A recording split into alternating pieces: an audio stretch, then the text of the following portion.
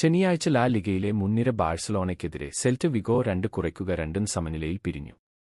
15 മിനിറ്റിൽ ക്യാപ്റ്റൻ റാഫിൻഹയുടെയും 61 മിനിറ്റിൽ Robert ലെവൻഡോവ്സ്കിയുടെയും സ്ട്രൈക്കുകളിൽ 2 ഗോളിന്റെ lead നേടിയ ബാഴ്സ വിജയത്തിലേക്ക് കുതിക്കുന്നതുപോലെ തോന്നി. പക്ഷേ മധ്യനിര താരം മാർക്ക് കാസാഡോയെ രണ്ടാം പകുതിക്ക് ശേഷം ചുവപ്പ് കാർഡ് കണ്ട് പുറത്താക്കിയതിൽ പിന്നെ സ്ക്രിപ്റ്റ് മാറി. ബാഴ്സ 10 പേരായി കുറഞ്ഞപ്പോൾ ആതിഥേയർ സമ്മർദ്ദം ചെലുത്തി. 84 മിനിറ്റിലും 86 മിനിറ്റിൽ പകരക്കാരനായ അൽഫോൺസോ ഗോൺസാലസിന്റെയും ഹ്യൂഗോ അൽവാരസിന്റെയും സ്ട്രൈക്കുകളിൽ 2 ഗോളുകൾ നേടാനായി.